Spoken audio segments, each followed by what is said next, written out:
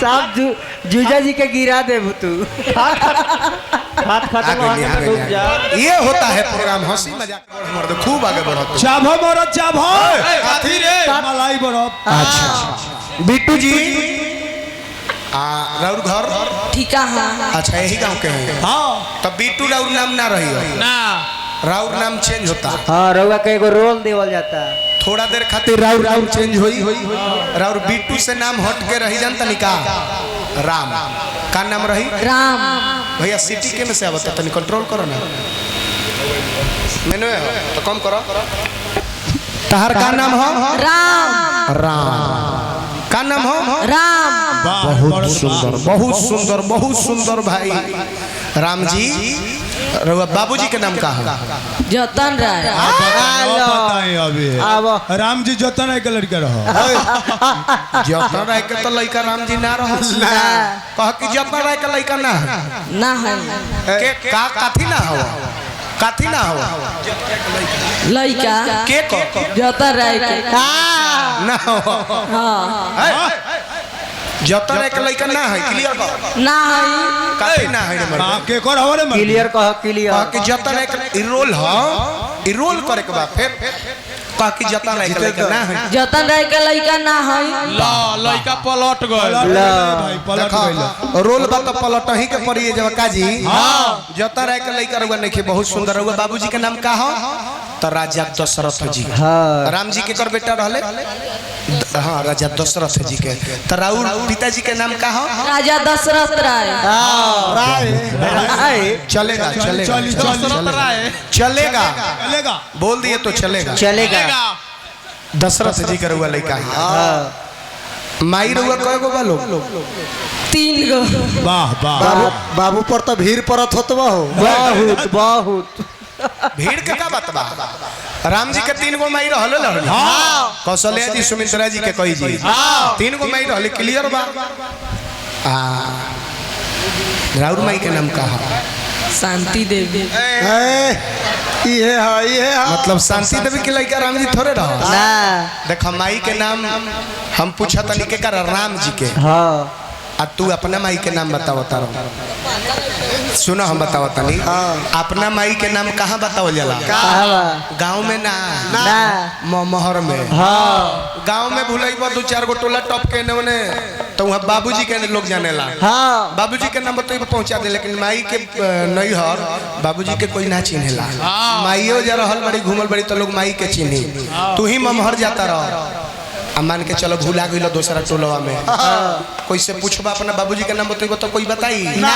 लोग पूछी के कर लइका हवा के कर माई के नाम बतेबो शांति देवी। आ संजोग से तारा माई के साथे जे खेलले कूदले बा सखी सलेहर लोग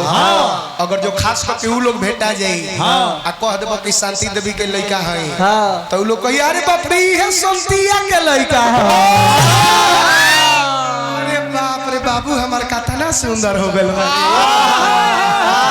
हमर बेटा हमर माइये लेखा मुँह बा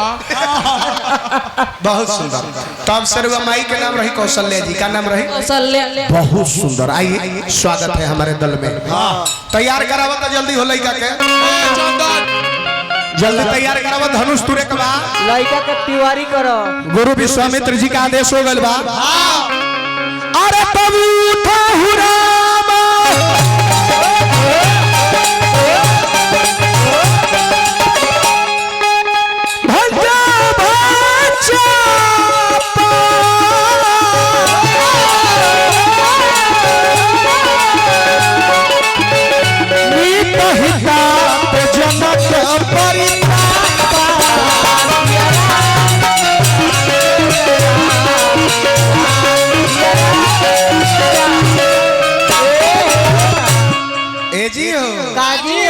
राम जी उठल बाड़े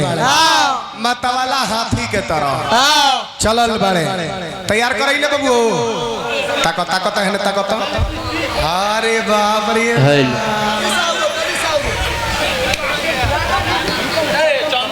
लड़का के बड़का पापा के ओर से 20 को ना कम से कम 50 को दी लोग लड़का के 50 को दिया हेलो भाई इधर 50 गो कहनी है पहले तो 20 गो देले रहल 40 गो धर लबर गइल हाँ पैसा लबा के भाटा का मत थोड़ी हो ना ले जाके मिठाई खइला अच्छा लगा आहा कितना सुंदर लग रहा है रे कितना सुंदर लग रहा है मुन्ना अरे मेरे छुला अरे गोपी चंद तू कहे भाई चिहन आओ कितना नीक लगे छे हो खूब लागै छी आवे है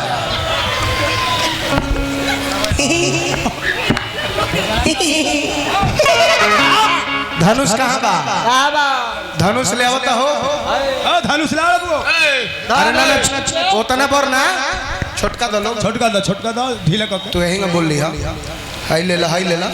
नमूना लगे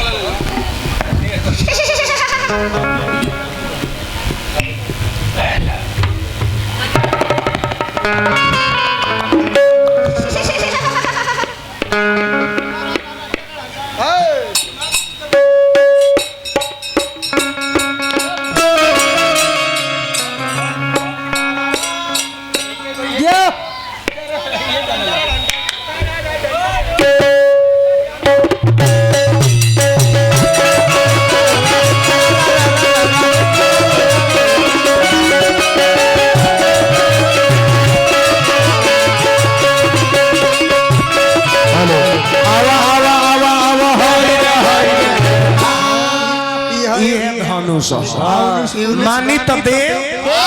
अन्ना तो पत्थर रामायण में जो राम के देखी ले सो हमने के ओरिजिनल राम हमें कहा अरुण गोविंद जी हमें अरुण गोविंद जी हाँ बहुत पहले मुंबई गए रहे तब भेंट भर रहे राम जी से हाँ तब बहुत पहले की बात है सीता जे रोल कैले बड़ी उका ओरिजिनल सीता थोड़े है ना ना हीरोइन है रोल अदा कर देले बड़ी तो उनका के पूरा दुनिया सीता के रूप में देखता राम का रोल कर देले बड़े तो राम के रूप में देखता आ देखो कोई जाने ना कौना भेष में भगवान चले हैं हो ना हो कहीं इनके में भगवान प्रवेश कर गल हो कोई जानता ना राम जी रहुए बानी ईमानदारी से कहता नहीं कोनो गारंटी नहीं कि राम जी रुआ में आ गए हो हाँ महाराज हाई ओरिजिनल धनुष जो धनुष टूट रहे भाव क देवे कबा त हिलनी गाय लेखा हिले के नहीं के बस यही पर रहे कबा और रहे कबा एकदम खार रहे हाथ आगे करो कवन गाय लेखा राम जी धनुष के लगे गइल बड़े आ ताले सखी लोग सीता जी के जे रहे वो वाला हाँ जाके सीता जी से कहता सीता सीता सीता सीता आवा ए सीता हाय हाय हाय हाय हाय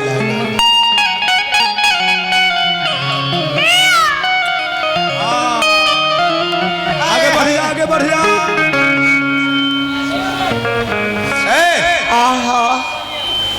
सखी लोग सीता से जाके कहता का कहता लो ए सखी का सखी ए सखी हाउ तुझे करा के पसंद ना कइले रहलू हा हाउ समारा का के फुलवरिया में फिर न तक लागे तक ना तू नहीं तक करवा बियाह खाए खाए तुझे करा के पसंद ना कइले रहलू हा अरे उहे समारा का धनुहिया के लगे आइल बा जब सीता माता तना बात सुनली नु तो तुरंत झट से खड़ा होके लगली सूरज भगवान के गुहार करे लगली गणेश भगवान के पुकार करे आ जाके सूरज भगवान से कहतरी कि हे सूरज मल ऐसा राउर कृपा होके सूरज भगवान ऐसा राउर महिमा होके सूरज देव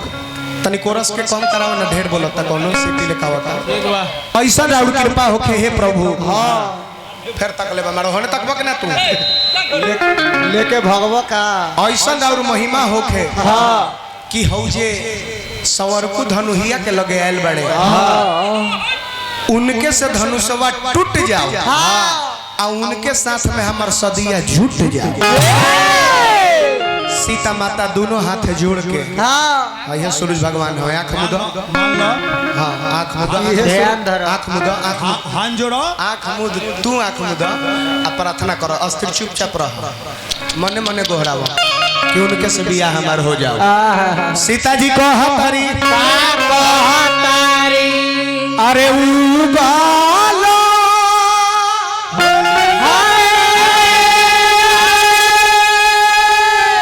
शुरू जाए बाबा हो पैया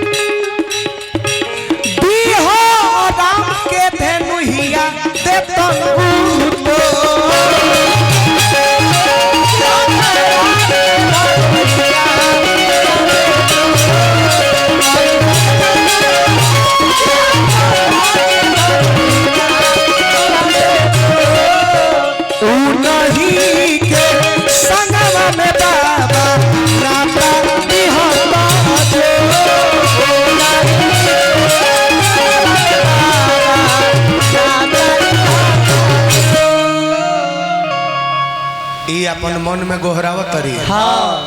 आउ तले गल बड़े धनुष के लगे सीता वही जे बैठ जा जहाँ खड़ा बड़ू वही जे बैठ राम जी धनुष के लगे गल बड़े 5 बार परिक्रमा कैले बड़े परिक्रमा करी जल्दी घुमा गोल गोल 1 2 3 4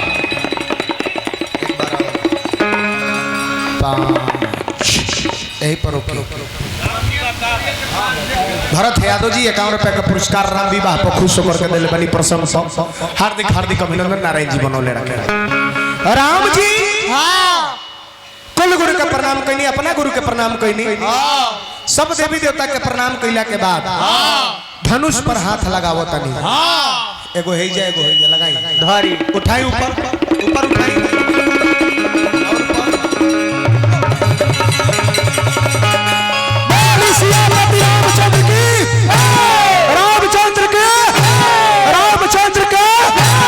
राम मधे धनु तोरा भय भुवन घनी घोर रामचंद्र जी के धनुष उठावल सब कोई देखो लेकिन सेकेंडों में वो कब तुरले बाड़े ई कोई ना देखो आकाश मार्ग से फूल के वर्षा होखे लागल राम जी का तुरनी है धनुष पूर्वक बनाबो तरो ला ई धनुष स्टैंड तोरा तोरा धनुष कहत माइक के स्टैंड छटका देल कहत रहा धनुष ना लेकिन ओरिजिनल तो हमिन कहले रहनी ये धनुष मानिता देव ना त पत्थर गलती ना नु राम जी धनुष तुरले बाड़न कवि एगो गाना लिखलन बड़ा सुंदर कवि हवन कि रामचंद्र तुर देले शिव का धनुहिया अरे अंबर से फूलावा झरे तो प्रभु सिया राम के जोड़ा ओ घाटा सीता के घर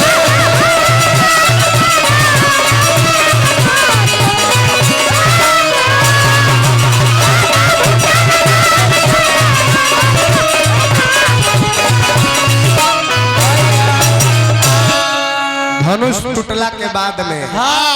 सीता सखी लोग के साथे आ रहल बड़ी जयमाला करे चलो चलो चलो चलो चलो चलो सखी चलो भैया रसगुल्ला मिल जाई तुरंत अभी मिली रसगुल्ला मिली मिठाई अभी बात कौन अरे जयमाला पर मिठाई भेजी जल्दी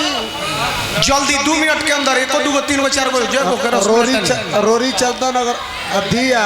डम डमा डम डम डमा डम डम डम डम डम डम डम डम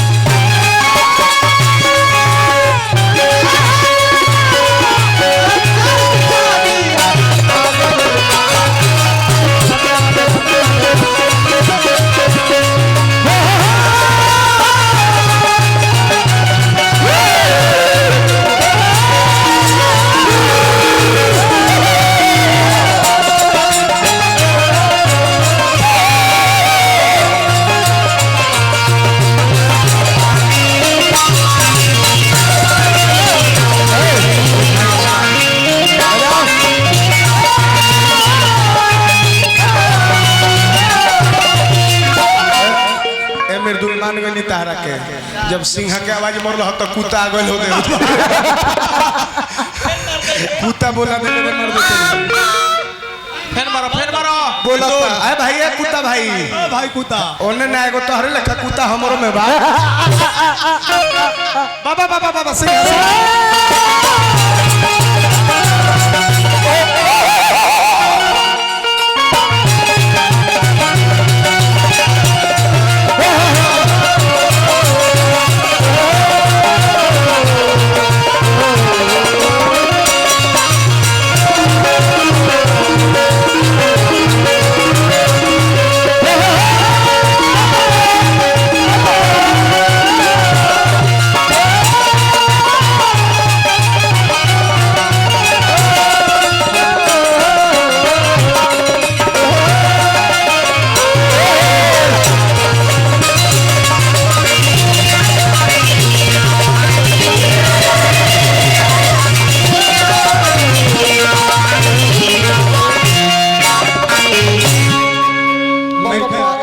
मिठाइया ले आनी लो भैया ओनिए खाए लगनी लो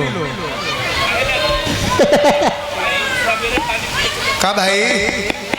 बाबा तोहरे लेखा भाई वो हो में बैठा रहा भेंट कराए प्रोग्राम बंद होता तो भैया मिठाइया ले आई लो कहने आवतारे लगाई रसवा चाहो बहुत बहुत धन्यवाद बहुत है ला मल्ला मल्ला रे मल्ला निकाला बैग में से निकालो लल्ला मल्ला निकालो सूटकेस में से माला के झोरा खोलो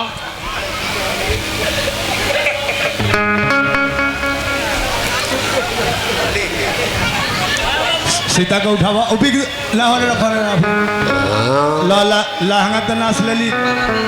लहंगा तो गिरा लेली रस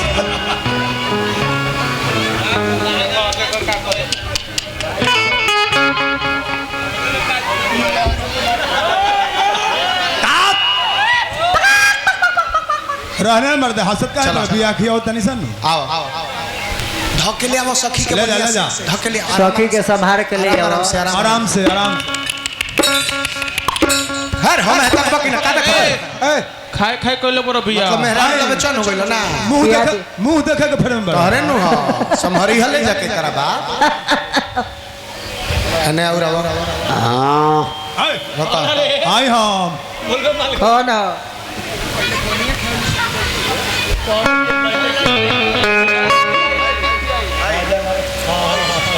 जीजा जी के खियाव रसगुल्ला खियाओ जीजा जी अपना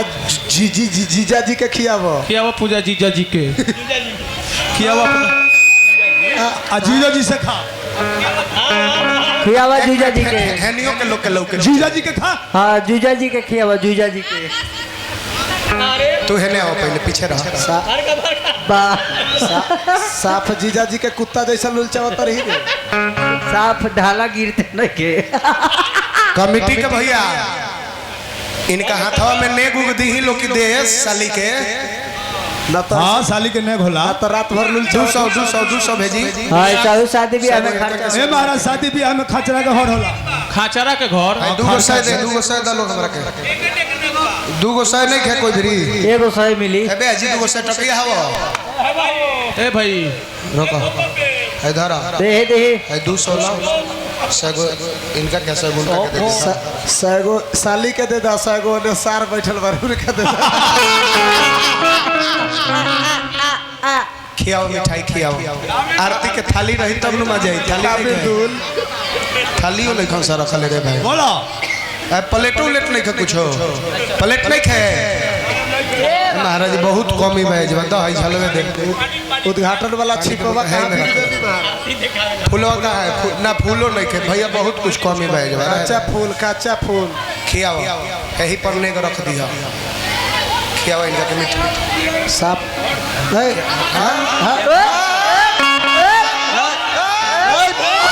hope hope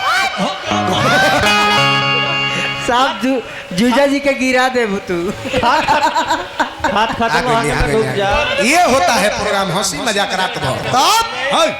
Gautam ji pickup वाला के ओर से 120 रुपए का पुरस्कार हमारा मिलल बा। हम बार बार प्रणाम करो। पिकअप एकदम धक्का धक चलो ये गौतम भैया रुआ। खियाओ खियाओ देखो रोशन जी एगो हंसावल खेलाओ जाला पब्लिक के। का गलती नहीं खिनो कह हंसा खेला के रात कटबौए गोल के मजे बता खियाओ नेवरत नहीं बताई महाराज एकर मतलब कि तू कमजोर बड़ा ए खाए खातिर सुत जइबो साली हां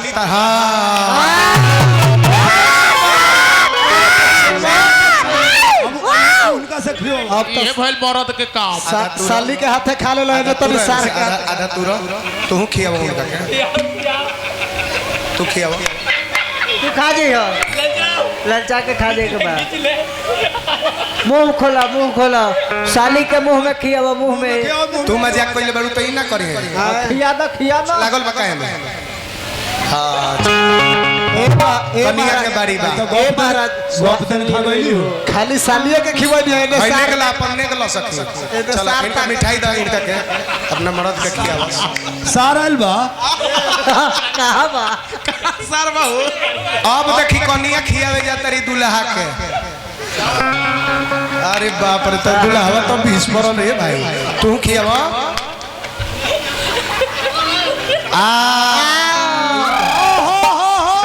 अब है मैं घूमी लोग धैले रहिए इनका के हाथ पोछल सखी लोग देखिए जय एगो लीला बा लिखल बा किताब में कहीं कहीं कि सीता रहली 6 बरिस के आराम रहले 12 बरिस के कहीं पढ़ले में लिखल बा कि सीता रहली 8 बरिस के तो कोनो किताब में लिखल बा कि राम जी रहले 16 बरिस के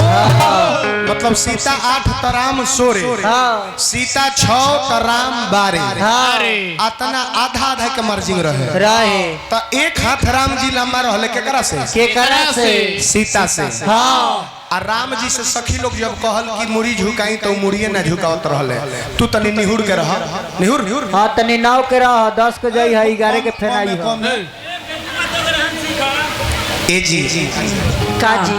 ए रोका इनका के बोले चुप ए जी काजी थोड़ा मुड़ी झुकाइए ना नहीं झुकेगा तो नहीं झुकेगा तो